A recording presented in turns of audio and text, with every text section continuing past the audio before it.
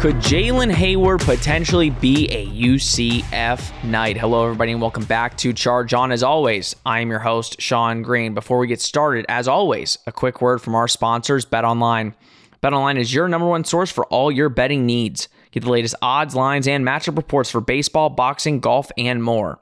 BetOnline continues to be the fastest and easiest way to place your wagers, including live betting and your favorite casino and card games available to play right from your phone. Head to the website or use your mobile device to sign up today and get in on the action. Remember to use promo code BELIEVE for your 50% welcome bonus on your first deposit. Bet online where the game starts. Okay, I think the saga of my recording places, my backgrounds, potentially could be stopped. Anything new? Anything different? No, it's basically what it was like at my old place. So for the foreseeable future, that's how it's going to be until we can get some new Big 12 stuff in the background. But something you haven't also seen in a while, Mr. Nick Geddes is finally back on the pod. All right. Finally. It hasn't been that long. I mean, I skipped, I think, a week. I think I skipped a week. It feels like eternity when you're not on. You know, I just miss you so much when you're not on the podcast. They're special. They're special when I'm able to come on. Softball season is over. But it begins next week, by the way. So you're right back at it. It's how these things kind of work. So I'll be doing my best from here on out. I mean, when football season comes around, and we're almost there. We're like a month away almost. When football season comes around, you'll have me for sure. Because we'll be amping up. We'll be having multiple episodes a week. I have games to break down. We can bitch and moan, whatever happens throughout the season. We'll be back. I'll be full swing during football season. And that's the thing. We record. So if you guys, I think you guys that are our loyal viewers know, we record on Thursday nights to post on Friday morning. But that's terrible for Nick as he plays softball. During the football season, we don't usually record we usually record like Wednesday nights for the game that's going to be on Saturday. And then we record that night on Saturday night to post like around Monday to get you your post game or whatever. So our recording schedule is going to be, I have never wanted to record 2 episodes a week in my life, Nick. I mean, we kind of started last season. We started like, we're almost up on our year-long anniversary. I mean, we're almost there. We started like a couple days before the first game, and we did that. We just started 2 episodes a week throughout the season. And this last like 6-7 months doing the 1 episode, though fun, and we've grown a good audience that we love and adore, but I just cannot wait to do the 2 episodes a week again. I'm pumped. I just can't wait for football season. It feels like these media days, and I know you talked a lot about them last week. They're such a tease. They're such a tease. You see Gus, you see the players, and at least in my world, with On3, you write a lot about it, and it's just such a tease because then it gets quiet again after media day for about 2 or 3 weeks, and then you really ramp up for game 1 and our first game in the Big 12 as well, which is right around the corner. So I can't wait to get there. But until then, we still got recruiting to talk about, Sean. Yeah, this week was kind of quiet. You had a couple good weeks there where there was a lot of news, a lot of recruiting. We had basically boom after boom after boom at the beginning of July. And it's starting to slow down a little bit, but we're hearing August. Kylan Fox put out a tweet saying August is going to be another big month. So we're assuming a lot of big names are going to be committing or committing to the Knights. But one name, and I figured this is going to be one of the main topics, and basically the main topic of today's show is Jaylen Heyward. I mean, we talked about Jaylen maybe a month and a half ago. He visited UCF and posted pictures and got UCF Twitter abuzz because we were like, that's one of the best players in the country visiting UCF. He was a Georgia commit at the time. And the question arose, like, could this guy potentially decommit from Georgia, and could he be on the Knights' radar? Now, there was a couple other factors involved that I said, listen, this could be a player in play. And some people were like, listen, he's just having fun on a visit. He's just taking a visit. And some, 90% of the time, that could be true with top players like that. They just like to take the visits to take them for fun, right? But I was looking at Georgia's commits, and you can look at them now. They have like 6 of the top safeties committed, like 6 top 15 safeties committed to their class. Now, Jaylen was the top safety, or not the second top safety on their board. And I said, I mean, local kid, right? Right down the street. Commits to Georgia. They're loaded at the safety position. UCF, though they've gone and got some DBs this class, you're the number 5 safety in the country. I mean, you'll get some PT early. So I kind of felt that there was a little bit of a chance. He's teammates with DJ McCormick at Rockledge. So I'm like, there's that kind of connection. And it seemed like he really enjoyed his visit. So then we find out just a couple days ago, he decommits from Georgia. And there's some people in play, Nick, obviously, right? You've got a couple players that could potentially be, in town for services. Colorado potentially could be one of them. Miami, but I think Miami fans are like, we have not been recruiting this kid at all. He's going to UCF. Kind of give your thoughts on this. Again, big time player. I don't know. I think he would be, if I'm not mistaken, because I'm thinking John Walker, but I think he might be, according to the 247 composite, I know you're on 3, right? But I think according to 247 composite, he'd be the number 1 player in UCF history, overtaking John Walker in just a year if he commits to the Knights. But kind of give your thoughts on, again, the overall landscape of recruiting. I know you weren't even on the episode where there's a bunch of booms, but kind of give your take on the landscape of UCF's recruiting right now and how big of a get it would be to get just a top 10 safety, but a top 5 safety in this 2024 class. Yeah, it's been like a boom fest of late. Like you said, it's lightened up here a little bit over this week, but how could you complain with the output from the week prior and the week prior to that and basically over the summer? It's been fantastic. And I think they hold the number 2 recruiting class in the Big 12 right now for 2024. So that's really encouraging to see for a program that just got in, obviously. And it seems like Gus Malzahn has really ramped up the pressure on getting these guys in here and at least putting offers forward and trying to get these guys into Orlando. And in this case with Jaylen Heyward, trying to get a guy to stay home. And you mentioned it. I mean, this is a top 100 recruit. I think he was 96 on the On3 composite. And I believe, like you said, this would be the highest rated recruit in UCF history, just in front of John Walker, I believe. So, what does that mean for 2024? Obviously, if you land him, you're probably going to get inside, the top 30, which would be a really big accomplishment for your first true recruiting class for the Big 12. And that's the kind of guy that you can build a class around. I mean, having a top 100 player, and you mentioned some of the teams that are in the running, Miami being one of them. And like you said, though, maybe they haven't recruited him as hard, but they're definitely in the running. Florida could be another one. I mean, if you're able to land a guy like that in your backyard, a blue chip prospect, you like your kind of prospects of landing, more guys that are in your backyard that are these 4 stars, top, 150, 100 players, which is something we haven't seen this program really do before. But clearly they're in the running now.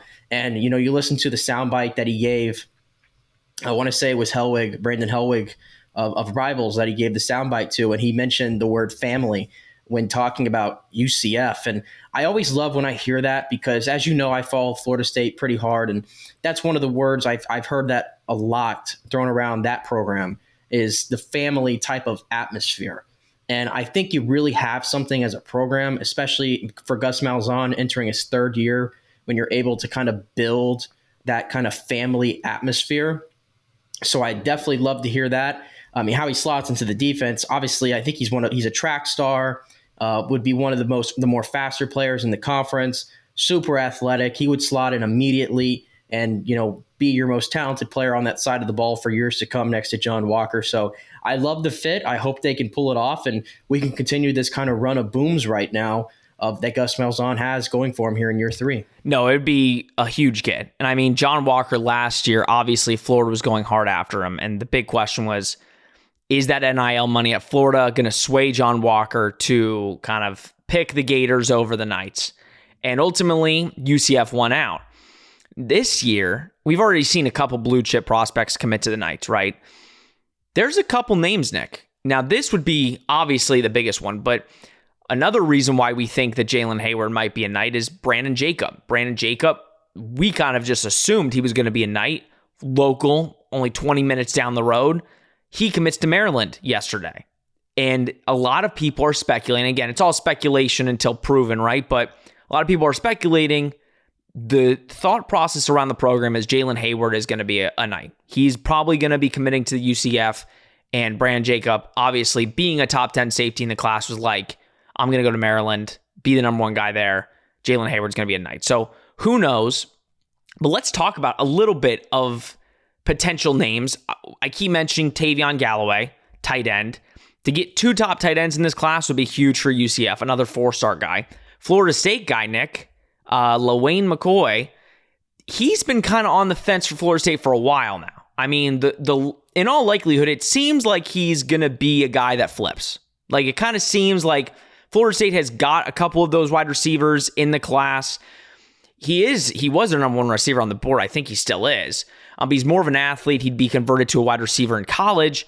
He's been closely aligned with UCF. I think it is between UCF and Miami if he were to flip. I don't know if you know much about the situation. I've been hearing it seems like it's UCF or Miami, and he's going to be decommitting from Florida State at some point. Have you heard anything? What's your kind of overall temperature or take on the temperature over with LaWayne McCoy at FSU? Yeah, in regards to LaWayne McCoy, obviously he is committed to Florida State. I believe he's a fringe top 200 player in the entire class, if I got that correct. There has been a lot of heat with Miami right now, or smoke, I should say, around Miami, and I believe he's taking an in-season visit to Miami as well. JoJo Trader, his teammate at Miami Gardens, just committed to Miami last week and saw him post a photo of himself and JoJo on his Instagram and everything. So there seems to be some smoke there, and it wouldn't surprise me one bit if he were to decommit from Florida State. And, you know, as you've mentioned to me before, you know, if he commits to Miami, yeah, he goes with his teammate, but he's not going to be the number one option most likely. Whereas if he comes to UCF, he'd have a much better shot of being the guy. So it really comes down to, you know, what's the priority there? Does he want to go to Miami where he's got some familiarity there? Or does he want to come to UCF and take that chance and be in a conference that might, you know, obviously it's a big offensive type conference, and he'll have a chance to really show out on a team that is looking for some wide receiver depth here in the next couple seasons. So I think that's where LaWayne McCoy would kind of fit in. But at the moment, it seems like if you were to pick a favorite, if he were to decommit, I think Miami's probably in the driver's seat there. Yeah, and it'll be interesting. I think a lot of these guys probably won't make a decision until right before their season starts or closer to signing day. So it'll be interesting. But I think the main important thing is that UCF is in play for a lot of these big-time guys. And you've seen it. They're going to break records this year for their 2024 recruiting class. It's going to be the best class in the program's history. And then you look till 2025, Nick, and right now, again, it's early. They're number 9 in the nation for 25. They've got the running back and quarterback. And by all accounts, the things we're hearing about 25 is it's going to be bigger than 24. And we've already got some big commits lined up for 25. So again, the Gus bus continues to roll, and Gus is doing a phenomenal job, and staff also doing a great job building that relationships and building a family-like atmosphere. Because, like you said, and I also love, not to cut you off, but I also love too that he's delegating this year. You know, he's taking away, he's giving the play calling duties over to Darren Henshaw, obviously, a guy that he trusts. And we'll see if the play calling and how it looks, if it looks any different than what we've seen from Gus's offense the last 2 years. But I like that he's delegating that. I think that's something that you're seeing a lot of coaches kind of around the country that are starting to do that. And I think it allows Gus, you know, because in the current day of college football, as you know, there's so many things that you have to navigate through and swift through and you know, really have your attention towards. And I think by delegating some of those offensive duties, of course, Gus is going to be involved, no doubt about that. And he should. But by delegating just enough, especially play calling, I think that takes enough off his plate, and they can really hammer the point home of recruiting. And, you know, his first press conference, I go back to it. We're going to recruit like our hair's on fire. And I think if you're a UCF fan following this program, you cannot deny that that is exactly what Gus Malzahn has been doing. It's the Big Four in Florida, and they even mentioned it at SEC Media Day today. They mentioned it to Billy Napier, and Billy Napier shook his head, because it's a fact. It's a fact. UCF is beating those schools for recruits. As much as you want to say, at the end of the day, this is 2-3 straight years of UCF beating out for those recruits, regardless of the recruiting classes. Nobody is saying UCF is at the level of recruiting as Florida State, Florida, Miami. But what we're saying is it's only a matter of time before UCF catches up to that type of level. It's only a matter of time. They're in a perfect spot for recruiting. And again, who knows? I did hear a quote, though. I forgot the player. I think it might have been Javon Baker at Big 12 Media Day. But he said to somebody, they asked him about the offense and Darren Hinshaw stuff. And I know we're off topic a little bit, but he said it's kind of, and again, I might be wrong on what if he said it or whatever, but I remember hearing it's kind of a mix between Darren Hinshaw's offense and a little bit like Gus's. It's like a 50-50 split. Like there's still Gus's offense in there, but you have a mix of Darren's as well. And again, by all accounts, everybody's speaking so highly of JRP and kind of the leaps he's taken over the spring. Now, granted, like I always say, when you see it in game, we'll see it. But it's good things that we're hearing, which is the positives, not just with recruiting, but with the season coming up. But that's good for football. Let's quickly talk about basketball. Again, I know most of our fans are football based, but Big 12 news out of basketball came out, and we're going to talk two things really quickly. We're going to talk the out-of-conference schedule and then the teams that UCF will be playing in conference, all right? So quickly going to run through the out-of-conference schedule. We're going to talk about that, and then we'll go over to the Big 12. So we got versus FIU at Miami versus Cal State Fullerton. They got the Jacksonville Classic against Charlotte, George Mason, or Akron. Don't know who they're going to play yet. Stetson, Lipscomb, Jacksonville, Mississippi, Maine, Florida A&M, and Bethune-Cookman University. Basically all home games. There are only 2 times UCF will go on the road. It's a murderer's row. It's a real murderer's row there. When you hear that, Nick, obviously we're going to go through the Big 12 schedule in a second. Not the exact dates, but we're going to say who UCF is playing. Obviously, credit to Johnny Dawkins and credit to staff. Though very boring of a out-of-conference schedule, I think the staff understands that the out-of-conference schedule they've been doing the past couple years has been a little challenging, and you're not in the American anymore. And unfortunately, if you did a tough out-of-conference schedule this season, you might be coming out of this season with maybe 10 wins, if that. So, listen, I know UCF fans, I've been seeing it where they don't love this out-of-conference schedule. They wanted a couple more big-time games. But let's be real here. When you have Kansas coming home, I mean, let's be real here. Why? What's the benefit for this program right now to have a tough out of conference schedule? I think secretly a lot of UCF fans want Johnny Dawkins fired, and a tough out of conference schedule would. Fair, but if you're Johnny Dawkins and you're Terry Mohajir and you're the athletic program, Johnny Dawkins needs to win basketball games. Plain and simple. The program has, in my opinion, is close to bottoming out right now, right? I think is that fair to say? I mean, I think they're on a clear downtrend right now. Let's just get that. Is that fair to say? It's fair to say when you can't get quality freshmen to commit to your program and stay at your program. I would say that's fair assessment. Correct. Yeah. Correct. I've seen enough things this offseason that just have not been great. So the out-of-conference schedule, I joke there, murderer's row. We all know it's on the surface, it is games that UCF, I'm not going to say should automatically win because I don't think it's a great team, right? Unless they go out there and shock me. But as they're currently constructed, I don't think it's a great team. But you're going to have the better chance to win more often than not against these teams before you get to the out-of-conference or the in-conference schedule, which we know in the Big 12 is going to actually be the murderer's row for the most part. So playing the first 2.5 months of the season against these, I'll call them cupcakes for the most part, I don't see why that's a bad thing at all. You got to create some momentum yourself, feel good about yourself. Johnny Dawkins has got to get some victories under his belt. So I don't see there's a reason personally to be upset that you're not going to play the big out-of-conference teams that they've played in the last recent years, because most of those have just turned into losses. And it's just not helpful. It's not really helpful at the end of the day. No, and I don't mind the out-of-conference schedule. I mean, if anything, I love it, to be completely honest with you, because, yeah, if we're looking at that schedule, you should win 90% of those games, right? So get those wins when you can, because when you get these teams that I'm about to rattle off to you, you'll be lucky to get a couple wins. And no offense to the players on the team, like, for all we know, this could be one of the best teams in UCF basketball history. I mean, some of the transfers that Johnny Dawkins did bring in are quality transfers that, were very coveted in the world of college basketball. But again, my problem with Johnny Dawkins and this team has been that there's not a cohesive pairing. It's picking a bunch of random pieces every single year and throwing it together because you can't get quality freshmen to come in and stay. You can get the one and dones like Taylor Hendricks, right? That's good for your program, but you need those glue guys like Darius Johnson to stay with you for 3-4 years while also bringing in new freshmen. And then you can bring the transfers in as well. But I think that's the problem, and that's kind of where we are at today. But the Big 12, UCF will play 5 teams twice and 8 teams once.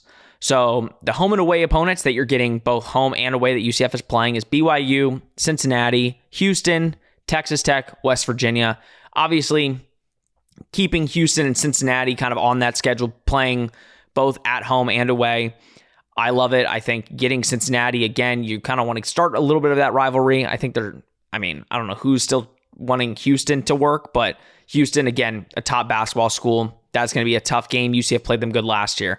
The ones we're seeing at home only are Baylor, Iowa State, Kansas, and Oklahoma, which I think is a win. To only get Kansas at home and not having to travel to Kansas is a positive. And then away only, the teams that will not be coming to Orlando this year are Kansas State, Oklahoma State, TCU, and Texas. So, Nick, don't get to play Texas in football, and we get to play them in basketball, but they don't come to Orlando. So clearly, the Big 12 is just not wanting Texas to travel to Orlando before they go to the SEC. Don't understand it. They're scared. They're scared to come to Orlando. I guess so. I mean, the only thing you could say they're pretty scared. Here's the thing. I love that Kansas is coming to Orlando. It'll be a fun game. That'll be fun. It'll be packed. I hope we'll actually fill up the stadium with actual UCF fans and not the away fans just traveling down to Orlando for a vacation. But to see a program like, I know we've had Houston the last couple of years, obviously, so that's been, again, a great atmosphere. But to see a team like Kansas, who's a blue-collar school, that they've been at the top of their game for years now in basketball, to see a team like that coming to Orlando and being in a conference like the Big 12 for basketball, though UCF might get obliterated this year, who knows? I still think that's going to be a pinch me moment, not just in football, but basketball, to see some of these schools come to Orlando and be like, okay, we're playing some real dudes now. Like, it's not, you're not getting, now Wichita State at one time was good, but you're not getting the Wichita States coming in. You're getting some real dogs in the NCAA. So kind of give your take on the opponents. We obviously don't know the order of play, but I think we're definitely going to need to find some tickets to go to some of those games because that's a must at this point. Yeah, the Kansas one sticks out. Obviously, Baylor is a pretty good program and has been for a long time. That sticks out. The away opponents is what, you mentioned the home opponents. Luckily, they get to play Kansas at home. The away opponents, I got to tell you, it wouldn't surprise me one bit. And this is just looking at it on the surface level, and it's only July. It wouldn't surprise me one bit if they lose all those games to those away opponents. Not the ones where they play, not the ones in the third group there, like the Houston, Cincinnati, BYU, West Virginia, Texas Tech. But having to play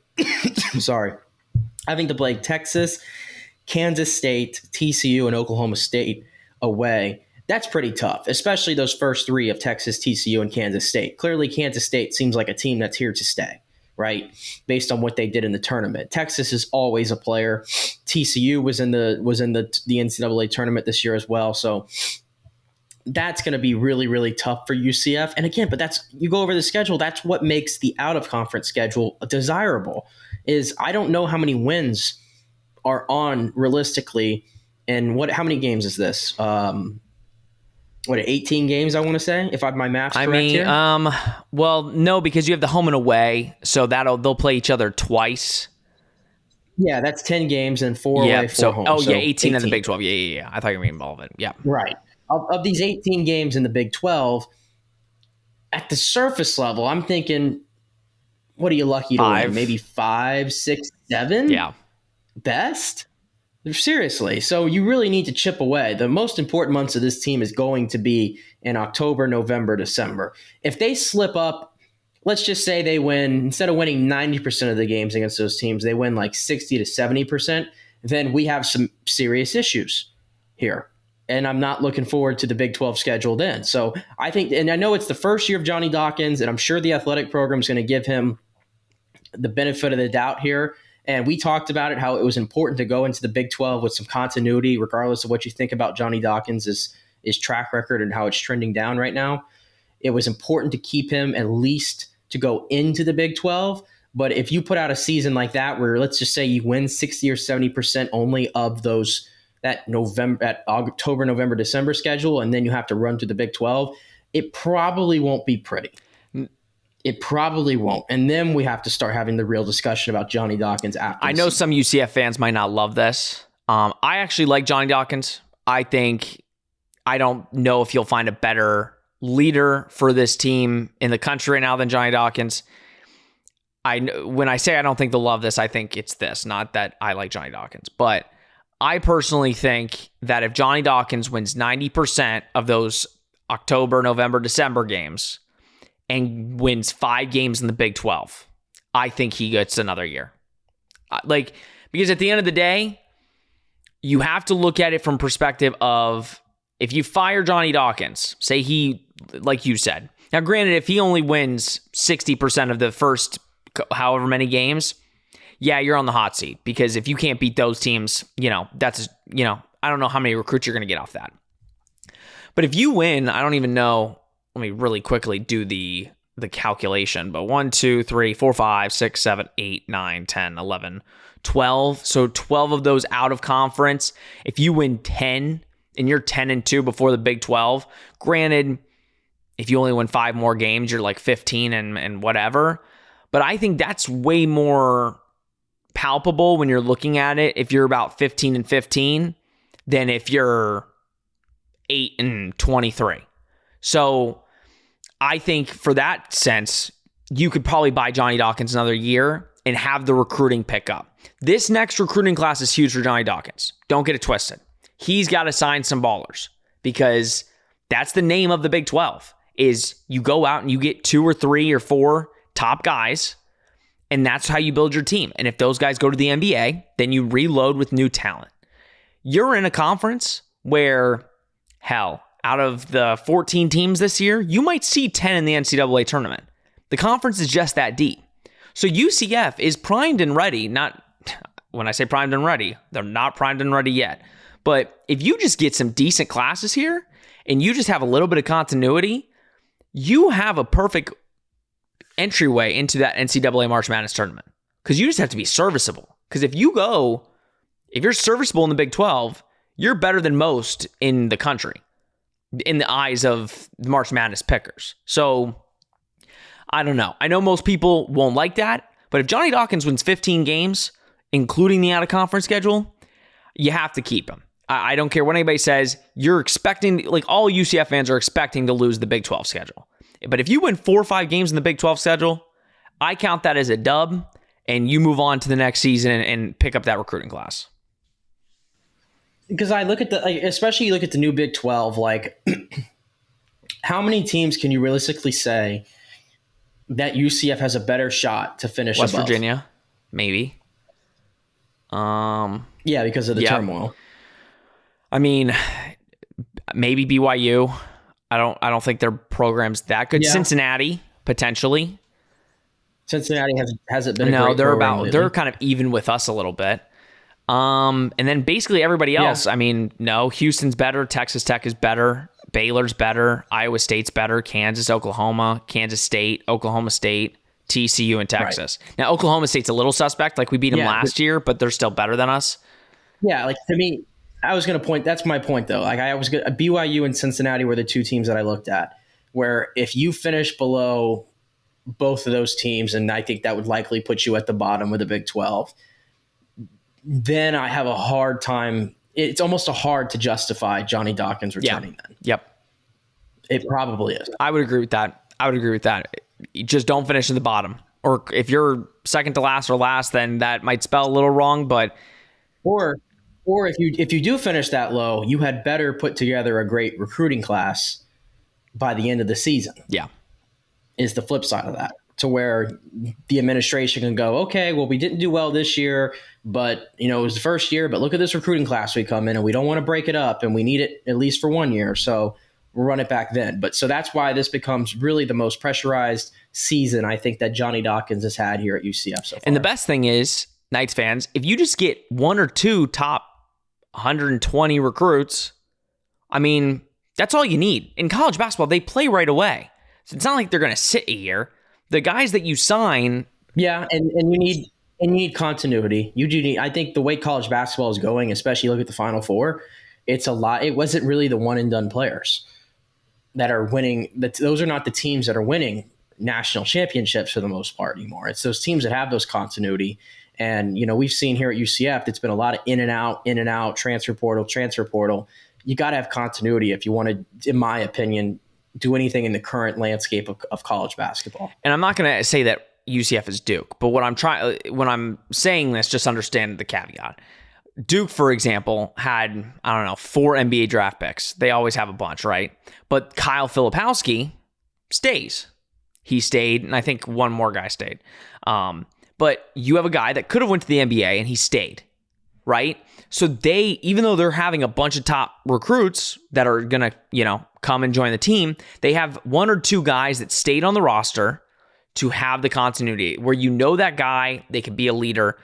Darius Johnson is that for UCF, but besides that, if he left for some reason, it's all new guys. Last year was a bunch of new guys. So if Johnny Dawkins can get that continuity just a little bit and start recruiting well, UCF can really hit the ground running quickly. You just got to get some of those top guys. And again, just like in football, you're in Orlando, you're in the Big 12. It should be easy to recruit for basketball. I mean, who wouldn't want to play? Like at this point, basketball is more of a conference-heavy recruiting thing than football. Because basketball, guys pick based off of the conference. Because they know if I go to the Big 12, I'm playing tougher competition. I do better, I get drafted higher.